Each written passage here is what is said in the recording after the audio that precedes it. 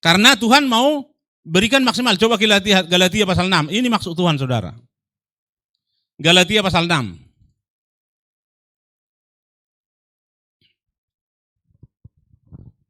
Ayat 7. Galatia pasal 6 ayat 7. Janganlah sesat, Tuhan tidak membiarkan dirinya dipermainkan, karena apa yang ditabur orang, itu juga akan dituainya. Itu maksud Tuhan, saudara. Supaya kita menuai. Apa yang kita tabur? Saya percaya uang adalah berkat Tuhan yang tidak kekal. Nggak bisa kita bawa ke sorga. Jadi kalau uang berkat Tuhan yang tidak kekal, ketika kita menabur dan kita menuai, maka Tuhan akan kasih waktu kita di bumi. Karena waktu di sorga nggak laku lagi, saudara. Jadi tujuan Tuhan menyuruh kita untuk memberi adalah Tuhan mau memberkati kita, pekerjaan tangan kita, bisnis kita, usaha kita, kesehatan kita, selera makan kita. Kalau saudara makan, saudara berdoa, Tuhan terima kasih makanan ini. Tapi saudara berdoa enggak untuk selera makan saudara? Seenak-enaknya makan, kalau saudara enggak punya selera makan, enggak bisa makan saudara. Enggak bisa. Jadi selera makan pun perlu saudara doakan, Tuhan terima kasih untuk selera makan ini. Aku bisa makan. Nah, coba kita lihat Galatia pasal 6. Sekarang kita naik ke ayat 6. Baca bersama-sama, 2, 3. Dan baiklah dia yang menerima pengajaran dalam firman, membagi segala sesuatu yang ada padanya dengan orang yang memberikan pengajaran itu. Segala sesuatu. Saya percaya yang paling banyak memberikan firman di gereja itu mungkin Pak Parda. Saudara sudah bagi segala sesuatu enggak untuk dia?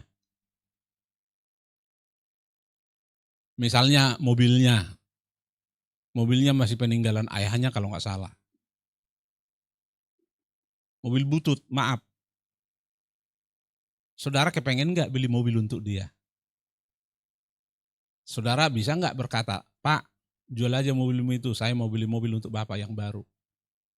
Sekarang lagi ngetren mobil listrik, Pak, saya mau beli mobil listrik untuk Bapak. Supaya pompa bensinnya pindah di rumah. Alkitab katakan yang menerima pengajaran ini harus membagi segala sesuatu yang ada padanya. Jadi kalau ada depositomu misalnya 1 miliar, berani nggak saudara ambil 1 miliar untuk membeli mobil Pak Gembala misalnya? Nah nanti saudara lihat Tuhan berutang nggak sama saudara? Tuhan kembalikan nggak? Karena Tuhan berkata, apa yang ditabur itu yang dituai. Coba kita lihat lagi 1 Timotius pasal 5. 1 Timotius pasal 5. Saya enggak dipesanin Pak Parda untuk khotbah begini ya, jangan saudara salah ya. Kebetulan Pak Parda lagi pergi ke Hamburg lihat anaknya, jadi dipesanin kali Pak Lut. Enggak. Jangan berpikir yang aneh-aneh ya. Saya tidak dipesanin apapun ya. Ini datang dari hati saya, saudara. Coba kita lihat 1 Timotius pasal 5 ayat 17, kita baca bersama-sama. 2, 3. Penatua-penatua yang baik pimpinannya patut dihormati 2 kali lipat, terutama mereka yang dengan jerih payah berkhotbah dan mengajar. Saya yakin penatua saudara Pak Parda itu penatua yang baik. Saudara hormati 2 kali. Artinya begini, hormati 2 kali sederhananya begini. Nanti kalau Natal, ibu-ibu beli batik untuk suamimu 1, untuk Pak Gembala 2. Ada enggak yang melakukan itu? Nah pertanyaannya seperti itu.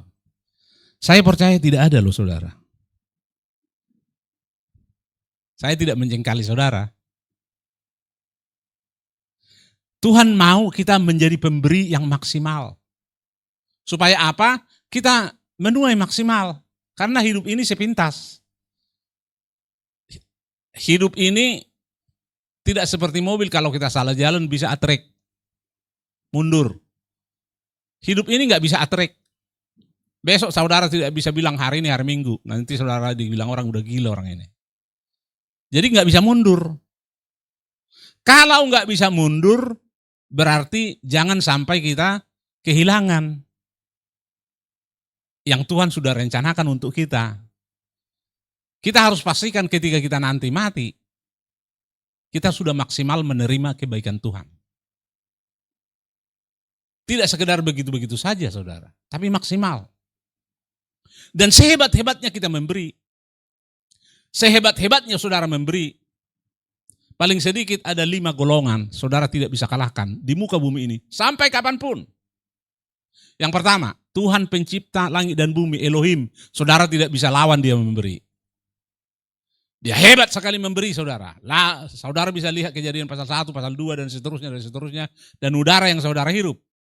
Udara yang saudara hirup dan kita hirup dikasih Tuhan free. Kalau dikasih Tuhan sama kita 5,5 miliar per bulan, jangankan saudara, saya kira Ciputra pun gak sanggup bayar. Gak mungkin Bahi bisa bayar. Yang punya Lipo Bank juga gak mungkin bisa bayar. 5,5 miliar per bulan loh saudara. Saya punya datanya. Jadi pencipta langit bumi tidak bisa kita kalahkan dalam memberi. Yang kedua, Tuhan Yesus tidak bisa kita kalahkan dalam memberi. Dia dahsyat sekali saudara. 5 roti 2 ikan sisa 12 bakul. Kenyang semua, tidak dihitung perempuan.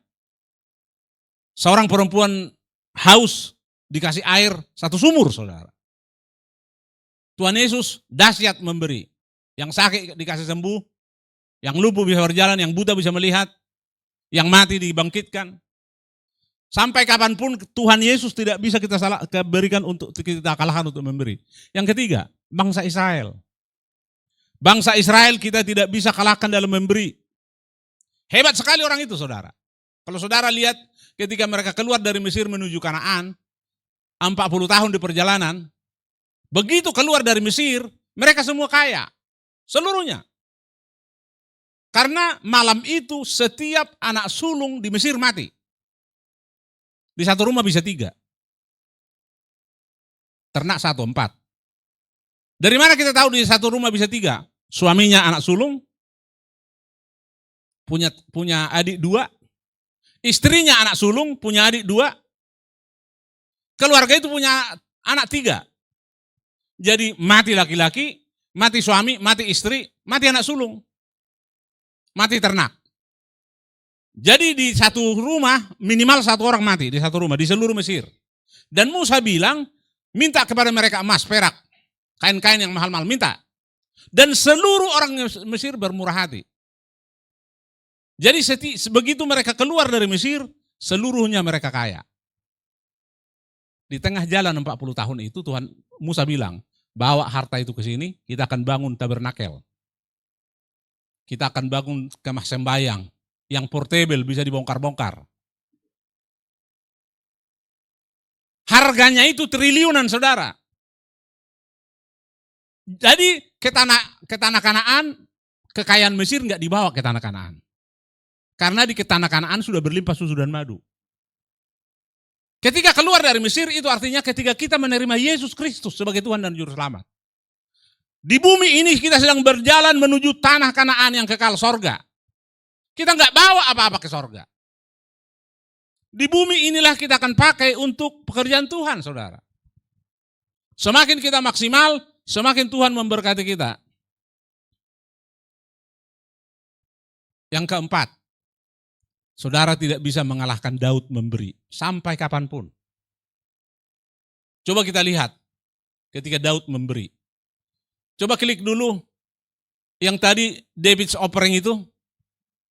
Saya berharap bisa terbuka di PowerPoint ini. Supaya saudara tahu kira-kira berapa duit yang dikasih Daud ketika Daud mau mati. Ketika Daud mau mati, dia berencana membangun bait Allah, membangun rumah Tuhan.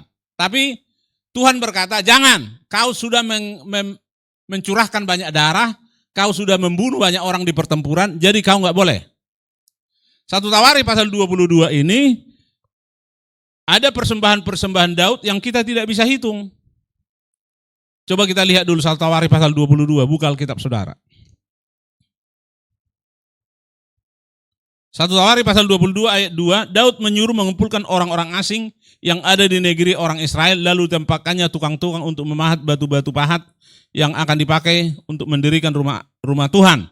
Selanjutnya Daud menyediakan sangat banyak besi untuk paku-paku, bagi daun pintu gerbang dan bagi tupai juga sangat banyak tembaga yang tidak tertimbang beratnya. Ini kan nggak bisa dihitung, karena nggak tertimbang beratnya.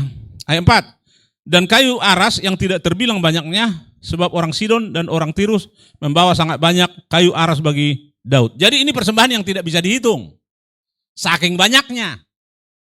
Nah sekarang pasal 22 ayat 14 ini kita bisa hitung ini. Ayat 14 dikatakan begini. Saudara baca bersama-sama ayat 14, 2, 3.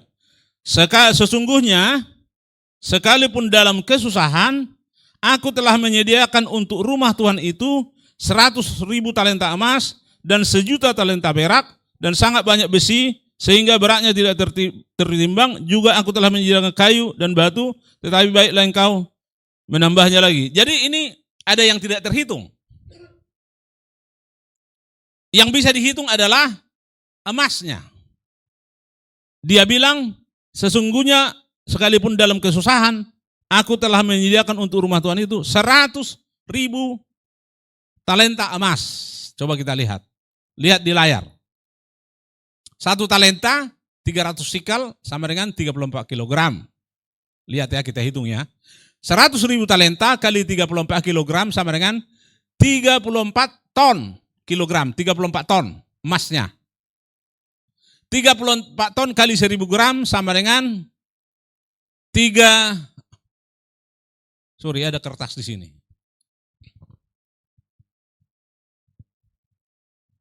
3.400.000.000 gram. Ini emasnya ini. Terus 3.400.000.000 gram kali 500.000 per gram. Kita diskon aja 50% karena beli banyak. Tapi saya baca dulu yang tertulis ya. 1.700.000 triliun.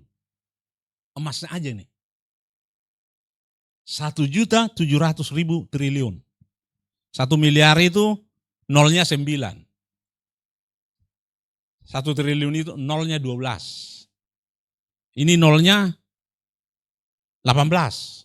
1.700.000 triliun. Ada enggak kira-kira 1.700.000 gedung di Jakarta? Bisa kebeli semua. Ini persembahan satu orang loh saudara. Persembahan Daud. Sambil saudara lihat jumlah uang ini, coba lihat wajah orang sampingmu. Kolektemu nanti berapa bilang. Nanti dia akan bilang tangan kanan memberi, tangan kiri nggak usah tahu. Alkitabiah itu. Tapi nggak bisa kita lawan Daud memberi loh saudara. Ini sebelum dia mati nih. Bangsa Israel lebih banyak lagi di 1 Tawarikh pasal 29. Sayang nggak kebuka di sana, mungkin ada virus di PowerPoint saya. Kemudian 1.000.000 talenta perak. 1.000.000 talenta perak kali 34 gram sama dengan 34 juta kilogram, 34 ton. 34 ton kali 1.000 gram sama dengan 34 triliun gram. Terus, klik lagi. 34 triliun gram kali 780.000 per 100 gram sama dengan 26 triliun 520 miliar.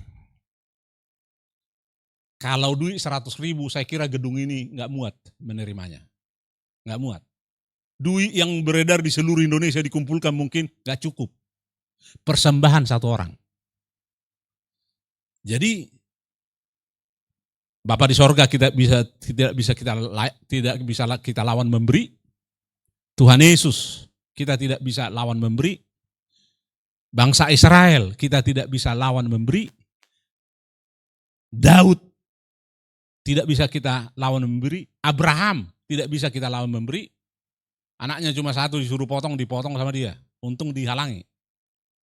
Jadi banyak yang kita tidak bisa lewati dalam memberi. Kita paling kalau kita hitung dengan cermat, kita mungkin nomor 6. Bayangkan kalau saudara ikuti pertandingan berlari, pelarinya cuma 6 orang, saudara juara 6. Apa yang dibanggakan?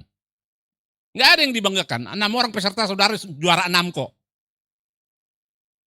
Jadi kalau kita hitung orang-orang yang memberi di Alkitab, kita juara 6. Juara terakhir. Tidak ada yang dibanggakan. Kenapa kita nggak maksimal? Kenapa kita selalu hitung-hitungan dengan Tuhan kalau sudah berbicara tentang peti persembahan di gereja? Kita yang rugi loh saudara.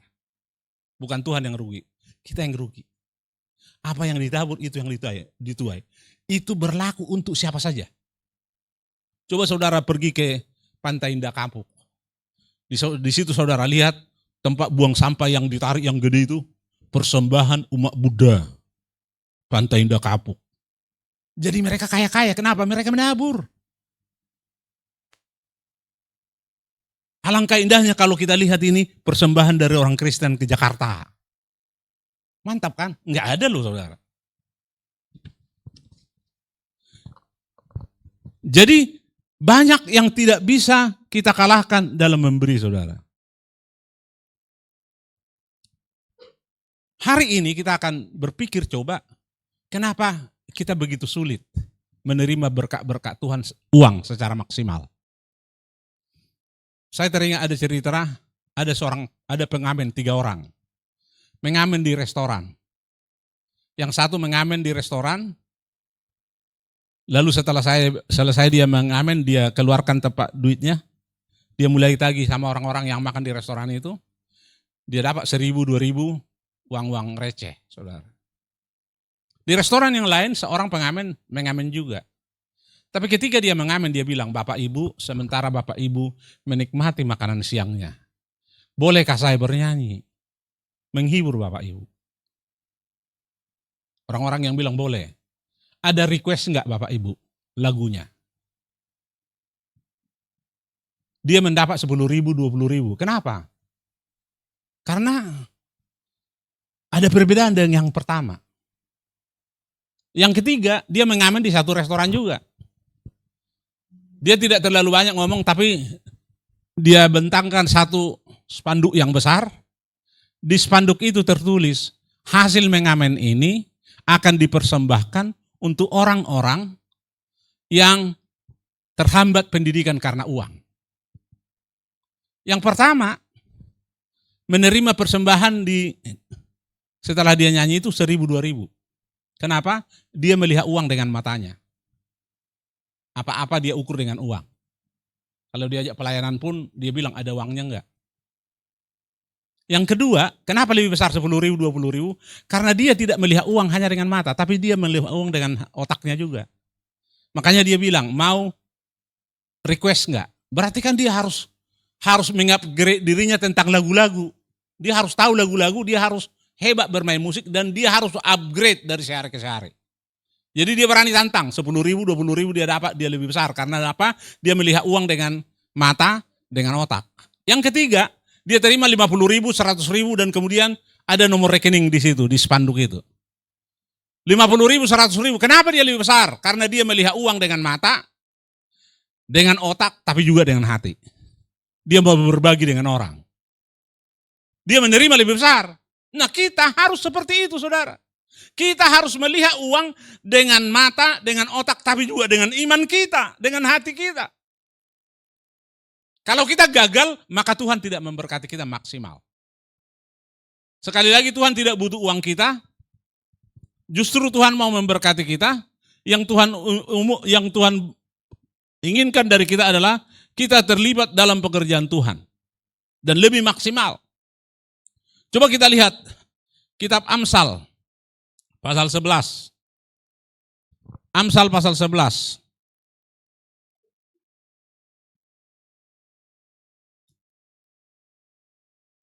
Amsal pasal 11 ayat 24 dan 25. Kita baca bersama-sama. 2, 3. Ada yang menyebar harta tetapi bertambah kaya. Ada yang menghemat secara luar biasa, namun selalu berkekurangan. Siapa banyak memberi berkat, diberi kelimpahan. Siapa memberi minum, ia sendiri akan diberi minum. Semakin mengirit, bukannya semakin kaya, saudara. Iritnya setengah mati. Pelitnya setengah mati, saking iritnya. Tapi enggak kaya-kaya itu. Tapi Alkitab katakan siapa yang memberi, siapa yang menabur, itu akan menuai, saudara. Diberi kelimpahan. Coba kita lihat apa kata Tuhan Yesus. Matius pasal 22. Matius pasal 22.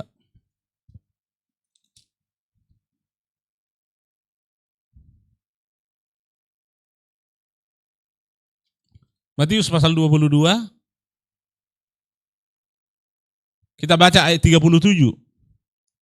Baca bersama-sama. 2, 3. Jawab Yesus kepadanya, kasihilah Tuhan Elohimmu dengan segenap hatimu, dengan segenap jiwamu, dengan segenap akal budimu. Dengan segenap uangmu, sama itu. Saya kasih contoh. Segenap itu 4 kali di situ. Saya kasih contoh, ini uang saya, uang 100.000 ini. Kalau saya potong 2, saya potong.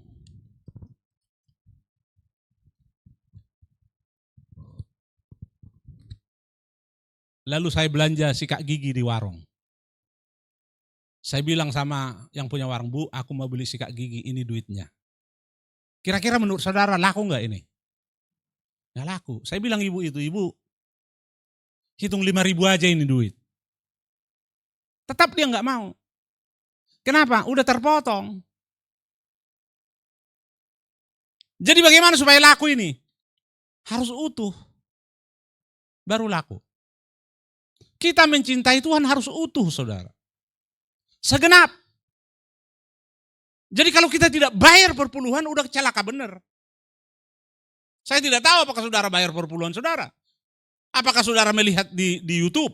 Karena ada di YouTube, orang sampai ke Yerusalem, dan dia berkata, di YouTube itu, dari Pantai Indah Kapuk itu, saya nggak usah sebut namanya lah, tapi saudara mungkin pernah dengar, pernah lihat.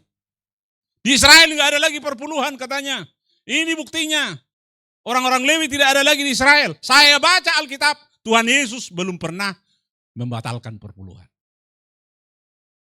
Itu ngaco itu, saudara. Jemaat di tempat kami saya larang, jangan menonton YouTube kalau saudara nggak kuat imannya. Rontok nanti saudara. Buktinya saya bertemu dengan orang, saudara pematang siantar. Saya dikirim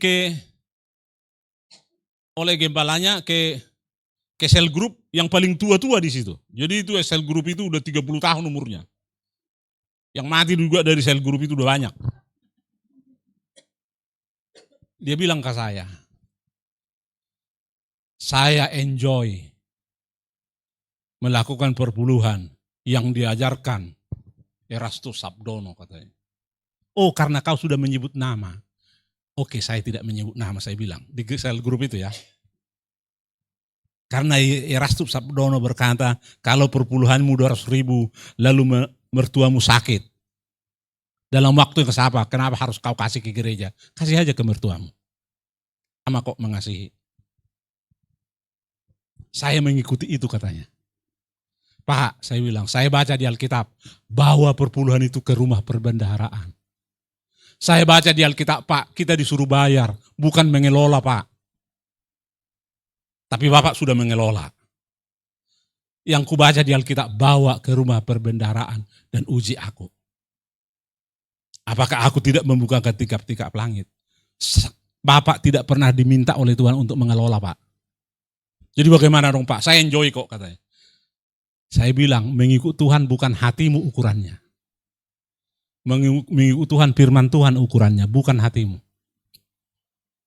Jadi bagaimana, Pak? Ya Bapak harus berani 20%. 10% bawa ke rumah Tuhan kata Alkitab. 10% kasih ke mertuamu. Masih sisa kok 80% di tanganmu. Apa terlalu sedikit?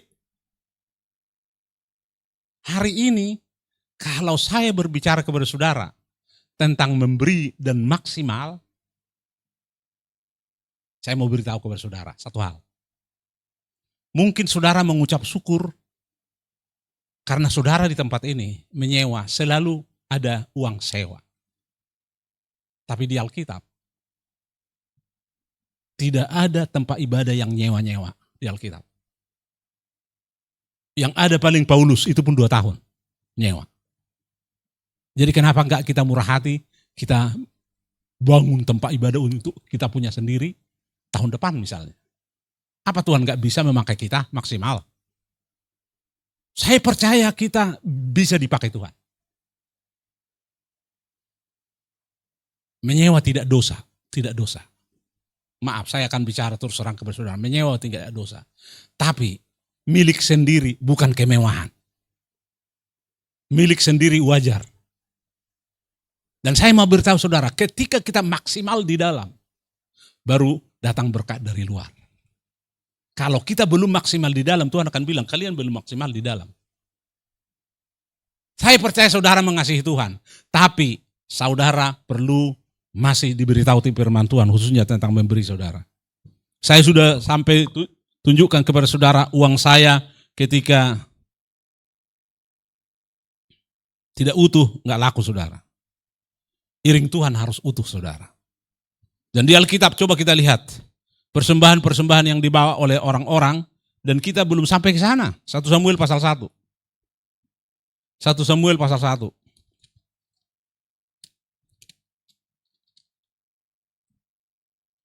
1 Samuel pasal 1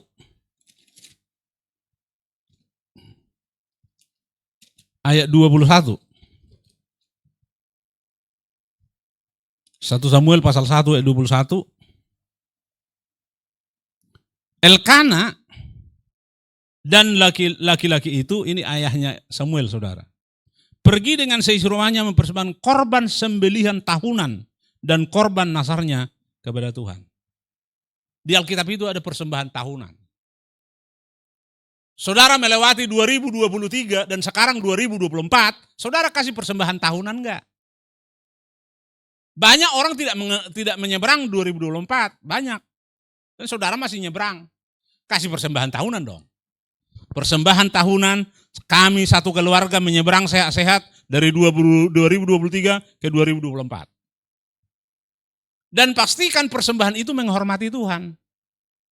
Kadang-kadang orang Kristen beribadah, persembahannya justru menghina Tuhan. Saya kasih contoh. Kalau saudara kebaktian, lalu saudara kolektenya 2.000, itu kan saudara menghina Tuhan. Masuk WC umum aja 2.000 kok. Coba saudara masuk WC umum enggak bayar, jadi kunci saudara di dalam. Enggak boleh keluar, bayar dulu. Dan saudara persembahan misalnya 2.000, itu kan menghina Tuhan. Datang kebaktian pulang, bukan dapat berkat, dapat kutuk. Karena menghina Tuhan saudara. Jadi Tuhan harus kita cintai dengan segenap hati kita. Segenap akal budi kita, dengan segenap kemampuan keuangan kita saudara. Coba kita lihat Amsal pasal 3. Amsal pasal 3.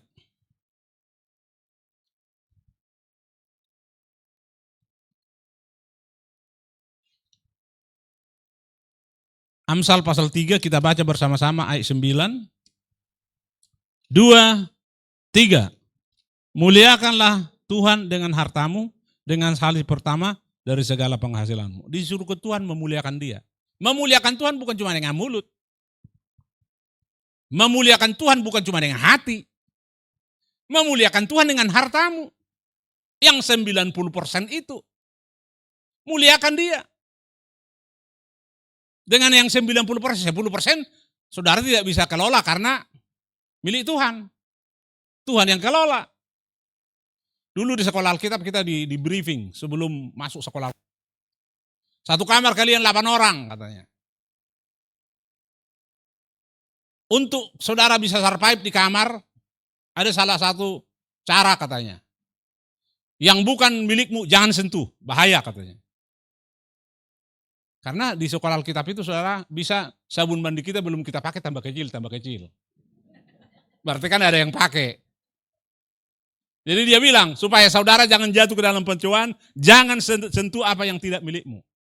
Perpuluhan itu saya tahu milik Tuhan, jadi jangan sentuh. cepat-cepat kembalikan. Karena nanti bisa tergoda saudara. Ketika saudara bayar per bulan 100.000 gampang. Bagaimana kalau 100 juta? Bisa tergoda saudara. Tetapi kalau saudara setia dalam perkara kecil, saudara Tuhan akan tambahkan perkara besar. Ayat 10 kita baca. Ini perintah. Ayat 10, Amsal pasal 9 ayat 10. 2, 3. Maka lumbung-lumbungmu akan diisi penuh sampai melimpah-limpah, dan bejana pemerahanmu akan meluap dengan air buah anggurnya. Ayat 9 saudara lakukan. Ayat 10 bagian Tuhan nih.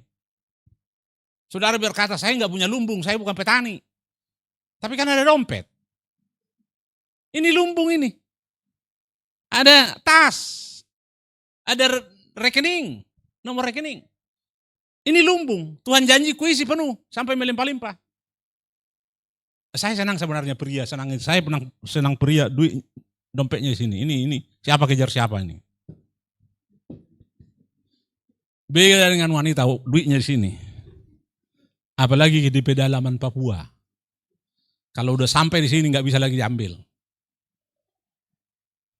Wanita, ada jemaah komplain ke saya, Pak, istri saya itu Bapak nggak tahu katanya.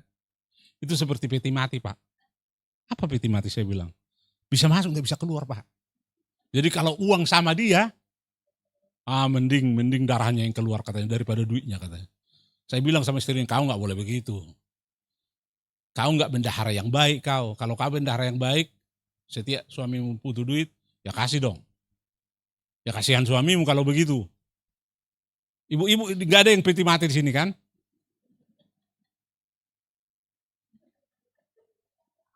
Anak-anak selalu bilang, aku nggak suka minta duit dari mami katanya. Kenapa?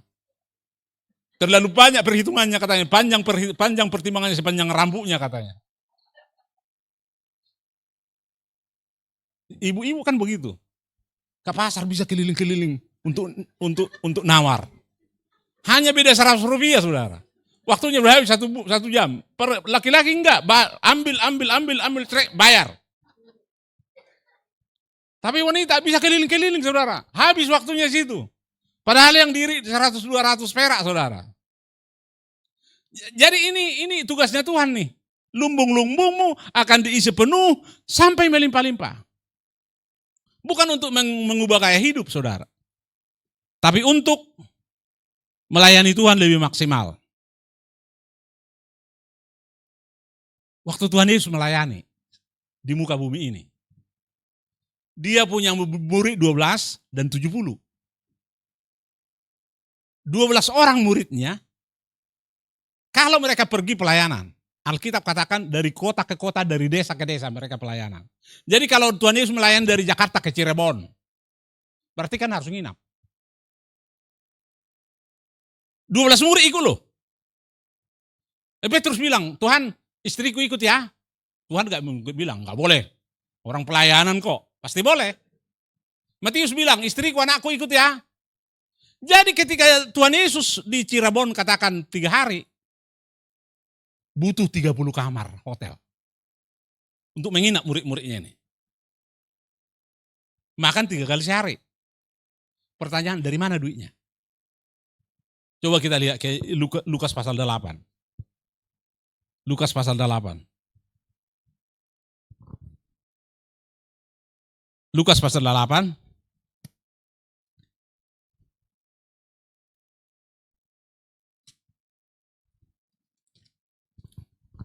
Ayat 1, perempuan-perempuan yang melayani Yesus.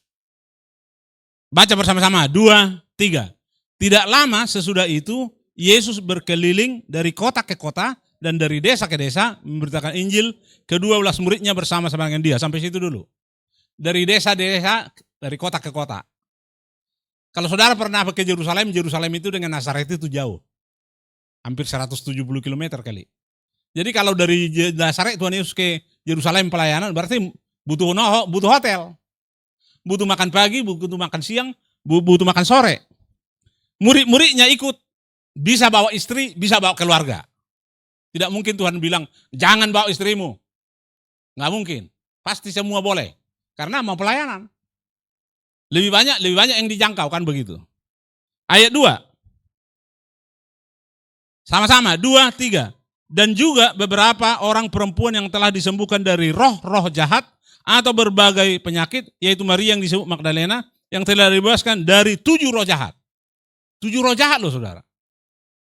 1 roh jahat cukup membuat Yudas menjual Tuhan.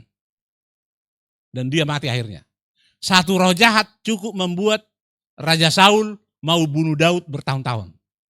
Namanya iri hati. 1. Ini 7 loh saudara. Bukan main ini. Saya berharap saudara jangan kerasukan setan lah. Satu aja udah repot saudara. Apalagi 7. Ini 7. Ayat 3. 2, 3. Yohana istri Kusa bendahara Herodes, Susana dan banyak perempuan lain, perempuan-perempuan itu melayani rombongan itu dengan kekayaan mereka. Nah, yang kerasukan roh jahat 7 itu, berapa butuhnya Tuhan ke Cirebon 3 hari? Tuhan bilang 300 juta, transfer sama dia. Sekarang ini kan pakai ini, pakai handphone. Udah ku transfer ya Tuhan ya, 300 juta ya, untuk di Cirebon pelayanan. Tuhan bilang, masih ke apa lagi? Masih ke Tasikmalaya lagi, 3 hari lagi. Berapa Tuhan? 300 juta juga, ditransfer juga sama dia saudara. Yohana, istri Kusa bendahara Herodes. Bendahara kepala negara. Ini sama dengan Sri Mulyani ini. Ya, Sri Mulyani ini kalau sekarang. Perempuan-perempuan inilah yang kasih duit. Transfer duit ke Tuhan. Apakah mereka tambah miskin? Gak mungkin. Siapa yang menabur, itu yang menuai. Jadi dengan kekayaan kita harus melayani Tuhan, saudara. Semakin kita kaya, semakin kita harus melayani Tuhan. Dan Tuhan akan terus makin berkati kita. Makin terus berkati kita. Makin terus berkati kita. Saya berbicara seperti ini bukan kepengen uang saudara loh saudara. Bukan. Coba klik dulu. Uang terendah. Kita mau buktikan. Bahwa uang itu yang saudara kantongin. Itu adalah berkat Tuhan paling rendah. Yang saudara bisa terima. Kita sudah buka tadi di situ, bisa kita buka tadi.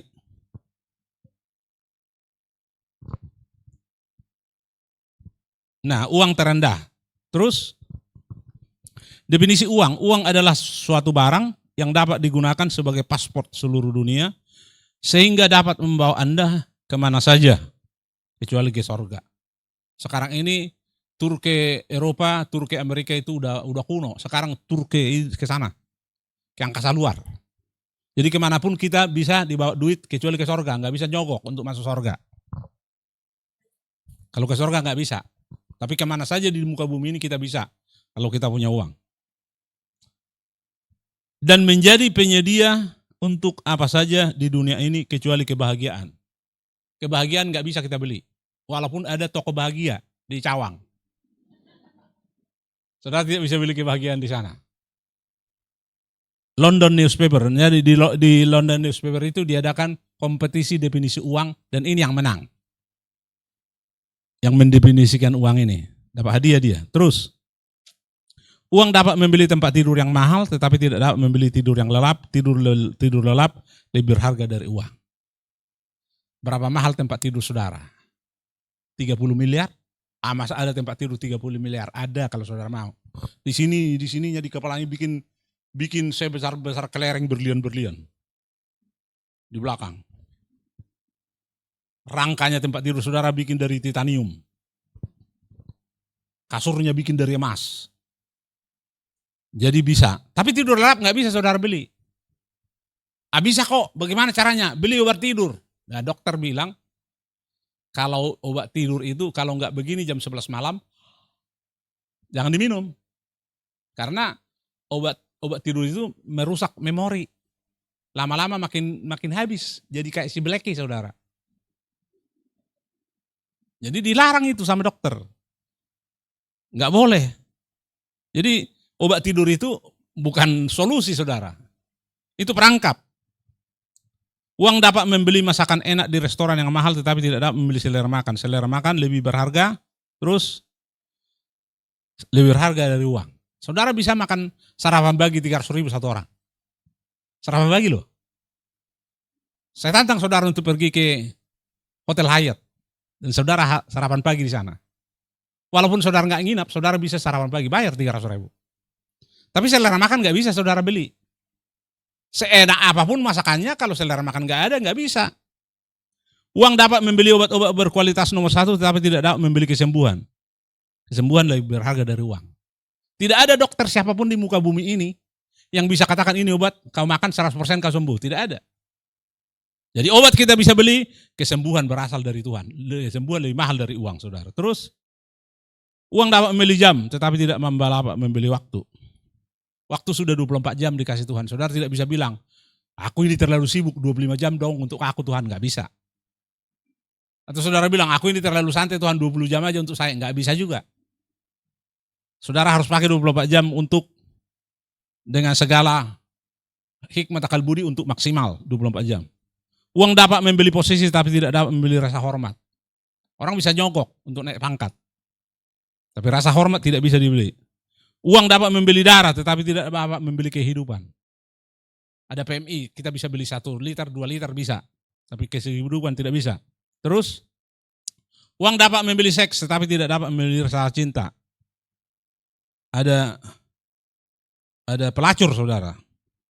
Uang dapat membayar jasa dokter tetapi tidak dapat membeli kesehatan. Terus, uang dapat membeli hiburan-hiburan kelas 1, piknik ke tempat-tempat yang mempesona, tetapi tidak dapat membeli hati yang gembira. Hati yang gembira lebih berharga dari uang. Kemanapun saudara piknik, hati gembira itu nggak bisa dibeli.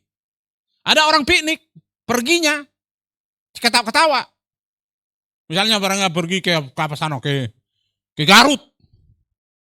Mau lihat pengrajin apa katanya, pengrajin kulit. Mereka ke Garut dari Jakarta. Di jalan ketawa-ketawa saudara, pulang dari Garut, udah kecapean. Berantem pulangnya. Istrinya lihat pemandangan senyum-senyum, suaminya sampai nyetir, dia bilang, dari tadi kau kecengengesan katanya. Loh, siapa yang kecengengesan? Aku senyum katanya, karena udah capek, bukannya bahagia pulangnya, berantem pulangnya. Jadi hati gembira nggak bisa dibeli saudara. Kita mau pergi happy-happy, pulangnya malah ribut. Uang dapat membeli rumah-rumah mewah atau mansion, tetapi tidak dapat membeli suasana rumah. Home, house but no home, suasana rumah lebih berharga dari uang. Ada banyak orang bunuh diri di rumah mewah, saudara. Karena apa? Tidak ada suasana rumah di sana. Rumahnya miliaran, saudara, tapi bunuh diri di dalam. Uang dapat buku-buku, tetapi tidak dapat membeli wisdom, kebijaksanaan. Terus, lebih berharga dari uang. Example, David Kennedy bunuh diri pada tahun 1988 dalam usia 28 tahun. Pamannya presiden waktu itu. Otak encer, duit banyak. Pamannya presiden, tapi bunuh diri saudara. Leslie Cheng, Hong Kong movie star, mati bunuh diri sementara sedang dalam puncak ketenaran. Lagi tenar-tenarnya bunuh diri saudara. Conclusion, kesimpulan, uang adalah berkat Tuhan yang paling rendah yang bisa Anda miliki. Jadi kalau Anda tidak mengelolanya sesuai dengan firman Tuhan, Anda adalah orang yang malang. Coba kita lihat Kisah Rasul pasal 4. Sebab tidak ada seorang pun yang berkekurangan di antara mereka, karena semua orang yang mempunyai tanah atau rumah menjual kepunyaannya itu, dan hasil penjualan itu mereka bawa dan mereka letakkan di depan kaki rasul-rasul. Saya sudah bikin warnanya merah di depan kaki. Jadi kalau kita mau diberkati Tuhan maksimal, uang harus selepel kaki. Kaki adalah alat tubuh kita, organ tubuh kita yang paling jorok. Yang bersentuhan dengan yang jorok-jorok itu ya kaki. Gereja mula-mula ditaruh di kaki duitnya. Makanya gereja mula-mula orang mati dibawa ke gereja sembuh loh, hidup loh saudara. Gereja sekarang orang pilek dibawa ke gereja tambah pilek saudara. Bukan gereja kita ya. Bukan gereja kita. Karena mereka meletakkan uang itu di posisi yang benar. Coba klik lagi. Lalu dibagi-bagikan kepada setiap orang sesuai dengan keperluannya. Demikian pula dengan Yusuf yang oleh rasul-rasul itu disebut Barnabas, artinya anak perempuan seorang Lewi dari Siprus. Ayat 37 sama-sama, 2, 3. Ia menjual ladang miliknya, lalu membawa uangnya itu dan meletakkannya di depan. Terus kaki rasul-rasul. Berturut-turut ayatnya saudara. Di satu pasal. Kenapa berturut-turut ayatnya bukan Tuhan pikun? Berturut-turut ayatnya di satu pasal artinya penting ini. Makanya diulang. Uang tidak menjadi tujuan hidup kita, tetapi adalah sarana untuk memberkati sama, bahkan musuh, terutama melayani Tuhan. Jadi kita harus taruh uang selepel kaki, bukan selepel otak, bukan selepel hati, selepel kaki. Baru Tuhan mau memberkati kita dengan dahsyat, saudara. Karena tempatnya sudah benar. Terus klik lagi. Terus. Ini saudara bisa baca di Alkitab saudara. Klik lagi. Udah habis ya? Jadi uang itu saudara harus selepel kaki saudara.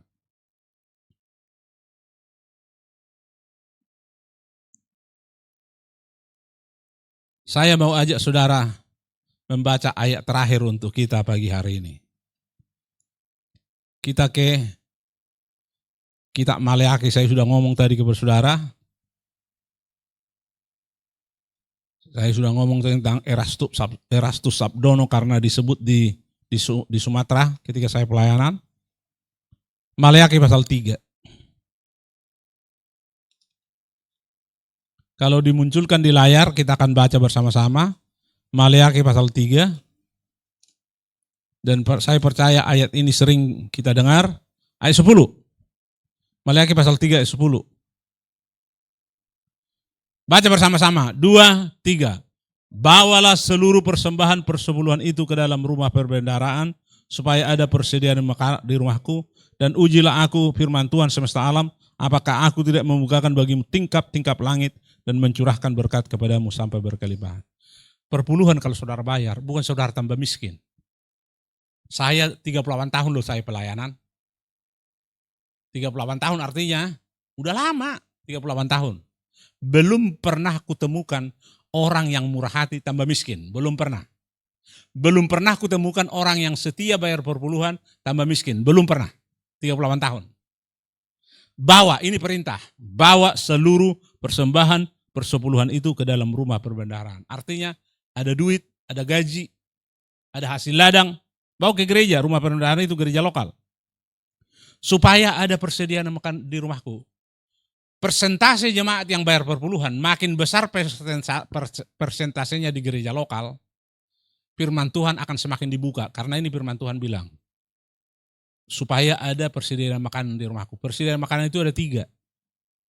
Makanan jasmani, yang urusannya masuknya ke sini. Makanan jiwani, yang usulnya ke sini. Tambah bijaksana kita, tambah pintar kalau kita dengar firman Tuhan, dekat dengan Tuhan. Kemudian makanan rohani, rohnya, firman Tuhan dibukakan. 3-tiganya harus ada di gereja. Dan ujilah aku. Hanya ini ayat di Alkitab yang menantang menguji Tuhan. Di ayat-ayat yang lain dikatakan jangan mencobai Tuhan. Tapi ayat ini suruh tes Tuhan, uji Tuhan. Saya sudah menguji Tuhan 38 tahun. Dan Tuhan tidak pernah gagal. 38 tahun loh saudara. Artinya 38 tahun itu di ruangan ini banyak yang masih belum lahir. Uji aku, saya sudah uji sekali lagi 38 tahun. Apakah aku tidak membuka tingkap-tingkap langit? Jangankan tingkap langit, tingkap ini saudara gak bisa buka kok. Tingkap langit artinya mujizat keuangan kita akan terima. Sekali lagi, langit-langit ini aja gak mampu kita bukanya. Apalagi tingkap langit. Kita tidak tahu berapa kilometer ke langit sana. Berapa, bukan kilometer lagi, berapa juta mil ke atas sana. Tapi Tuhan akan buka tingkap-tingkap langit, artinya akan mujizat keuangan, dan dicurahkan berkat kepadamu. Kepada kita dicurahkan berkat. Sampai kita berkelimpahan, enggak pas-pasan saudara. Berkelimpahan. Bukan untuk mengubah gaya hidup kita, tapi supaya kita lebih efektif melayani. Kalau saudara lakukan ini, dan saudara murah hati dengan 90% itu, tahun depan saudara punya gedung sendiri kebaktian. Saya percaya Tuhan mampu. Lewat kita, lewat tangan kita. Kita bangun tempat ibadah, kita punya sendiri. Kita tidak perlu bongkar-bongkar alat-alat musik, sudah permanen di sana. Dan itu bukan kemewahan. Suatu hari saya Ayat-ayat saya sudah tidak buka lagi. Suatu hari saya mendengar seorang berkhotbah. Dia bilang, Tuhan akan mengubah miskin jadi kaya. Dan dia bilang, apa sih definisi miskin? Dia bilang begini, bukan saya ya, saya cuma menyampaikan apa dia bilang. Kalau Anda tidak punya rumah di Jakarta, Anda adalah orang miskin. Karena rumah bukan kemewahan, rumah adalah kebutuhan. Yang kedua, kalau Anda tidak punya mobil di Jakarta, Anda adalah orang miskin. Karena mobil bukan kemewahan, tapi kebutuhan.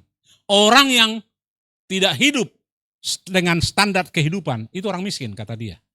Dia yang bilang, bukan saya hanya menyampaikan. Hari ini Tuhan akan mengubah kita makin hari, makin kaya, supaya kita bisa berkata, Tuhanku, Tuhan yang memberkati. Tuhanku mau aku di bumi ini seperti di sorga. Di sorga tidak ada kemiskinan, di sorga berlimpah. Saya tutup dengan satu kesaksian. Ada seorang bapak meninggal usia hampir 100 tahun umurnya. Dari kecil dia kerja keras. Akhirnya dia sangat kaya. Jadi waktu mau mati itu hampir 100 tahun. Dia berdoa, Tuhan izinkanlah aku bawa ke sorga emas 10 kilogram. Tuhan bilang gak boleh. Tapi bolak-balik dia nangis. Tuhan, aku sejak kecil banting tulang. Siang jadi malam, malam jadi siang. Izinkanlah Tuhan. Karena terus dia bujuk-bujuk, Tuhan bilang 6 kilo aja. Dia panggillah dari Itali ahli bikin patung. Dia bikinlah patung malaikat 6 kilogram. Waktu dia mati dikubur bersama dengan dia. Jadi waktu dia menuju sorga, dia pikullah malaikat ini. 6 kilogram loh saudara. Umur hampir 100 tahun, kan berat itu. Udah tertatih-tatih dia dari jauh. Dari jauh dia lihat sudah ada di gerbang itu Petrus, saudara. Dibuka Petrus, selamat datang Pak. Di rumah Bapa yang kekal, dibuka gerbangnya. Dia lihat emas dari ujung ke ujung emas. Karena begitu katanya di kitab Wahyu pasal 21. Lantainya dari emas tulen katanya di Alkitab. Bahasa kitab Lai terjemahan lama emas tulen, sekarang emas murni. Jadi waktu dia tertatih-tatih dan pintu sudah dibuka, dia bilang, pantasan aku dilarang bawa emas ke sorga. Di sini diinjak-injak rupanya. Dia buang saudara. Pas dilihat malaikat. Malaikat bilang, Pak, dilarang buang sampah di sorga. Ambil. Ambil Pak.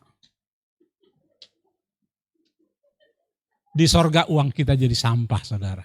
Kenapa kita enggak pakai sekarang untuk kemuliaan Tuhan? Kenapa kita enggak maksimal? Hari ini tanya dirimu, sudahkah kau maksimal dalam keuangan mengiring Tuhan? Mari kita bangkit berdiri. El Shaddai, El Shaddai, Tuhan Maha Kuasa. Dia besar, Dia besar. El Shaddai mulia, El Shaddai, El Shaddai, Tuhan Maha Kuasa. Berkatnya melimpah, berkatnya melimpah.